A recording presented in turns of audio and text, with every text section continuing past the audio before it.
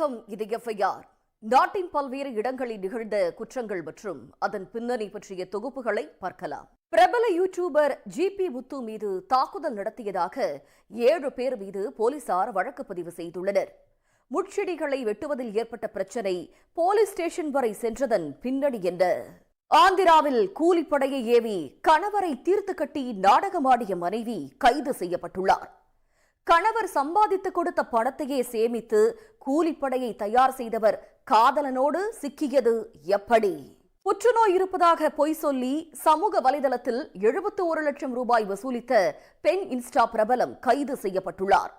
மக்களை ஏமாற்றி சுருட்டிய பணத்தில் கார், பங்களா என சொகுசு வாழ்க்கை வாழ்ந்தவரின் வேஷம் கலைந்தது எப்படி? பீகாரில் 3 மாத கர்ப்பிணி மனைவியை கணவர் கழுத்தை நெரித்து கொலை செய்த சம்பவம் பரபரப்பை ஏற்படுத்தியுள்ளது. வரதட்சணையாக புல்லட் வாங்கி கொடுக்கவில்லை என்ற ஆத்திரத்தில் கணவர் குடும்பம் கொடூரத்தில் ஈடுபட்டதன் பின்னணி என்ன? மும்பையைச் சேர்ந்த பிரபல பாலிவுட் நடிகை செலினா ஜெய்ட்லி ஆஸ்திரியா நாட்டைச் சேர்ந்த தன்னுடைய கணவர் பீட்டர் மீது பாலியல் துன்புறுத்தலை முன்வைத்து வழக்கு தொடுத்த விவகாரத்தில் போலீசார் எஃப்ஐஆர் பதிவு செய்திருக்கிறார்கள். விசாரணைக்கு ஆஜராகாத நடிகையின் கணவருக்கு லுக் அவுட் நோட்டீஸ் அனுப்பியிருப்பதன் பின்னணி என்ன? எஃப்ஐஆர் நிறைவு பெறுகிறது. நன்றி, வணக்கம்.